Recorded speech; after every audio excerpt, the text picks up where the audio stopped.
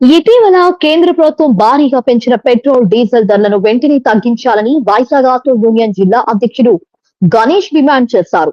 Visakha collectorate ప్రజా సమస్యల పరిష్కార వేదికలో ఈ మేరకు ఆయన కలెక్టర్ కు వినతి పత్రం సమర్పించారు.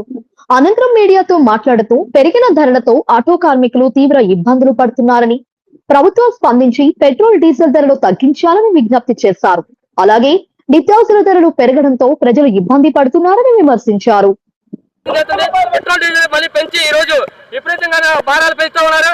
ఈ రోజు మన నరేంద్ర మోడీ డీజీపీ అని చెప్తున్నారు. అంటే డీజిల్, పెట్రోల్, గ్యాస్ ఆ పెట్రోల్ మీద అంటే డీజీపీ అంటే ప్రజలకు ఏదో ఉపయోగపడితే ఆటో కార్మికుల సంక్షేమ బోర్డుల మీద ఏమైనా ఏర్పాటు చేస్తాం అనుకున్నాం. కానీ డీజీపీ అంటే పెట్రోల్, డీజిల్, గ్యాస్ ధర మీద పెంచడం చీకటి గా చెప్తున్నారు. ఈ రోజు బీజేపీ ఎలాగుందంటే బాబు జగన్ అన్నిటికీ ఎలాగుందో ఈ రోజు బీజేపీ మీద కూడా అలాగే ప్రయత్నం చేస్తుంది.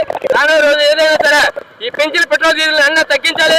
ఏదైతే ఆటో కార్మికులు ఈ రోజు ప్రతి చంద్రబాబు గారు అంటున్నారు, మేము నా వెనకాల వచ్చిన కాన్వెంట్ తగ్గించుకుంటున్నాను, ఎందుకంటే డీజిల్ రేటు పెరగడం వల్ల చెప్పారు. ఆయన కాన్వెంట్ తగ్గించుకోవట్లేదు.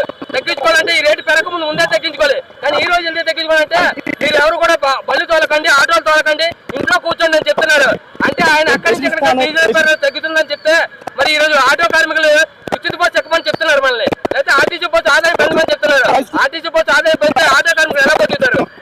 సామాన్య ప్రజలు ఎలా బతుకుతారు? ఈ రోజు ఏదైతే రవాణా రంగం పెరుగుతుంది, పెట్రోల్, డీజిల్ పెరగడం వల్ల రవాణా రంగంలోనే ఇప్పుడైతే భారాలు పెరగడంలోనే ఈ రోజు ప్రభుత్వం ఏదైతే పెట్రోల్, డీజిల్ పెరిగిందో దాన్ని వెంటనే తగ్గించాలి. కాకపోతే భవిష్యత్తులో పెద్ద ఎత్తున ఆందోళన చేయకుండా వెనకాడతాం. ఆటో కార్మికులకి ఈ రోజు ఎవరికైనా ఒక ఆరోగ్యం బాగోకపోతే ఇంటి ముందుకు తీసుకెళ్లి ఆటో ఎక్కించి మళ్ళీ భద్రతగా ఇంటి ముందు దింపారు. అలాంటి సౌకర్యం కల్పించే ఆటో డ్రైవర్ తప్ప వేరే వాళ్ళు ఎవరు కూడా మన ఇంటి ముందుకు రాదు.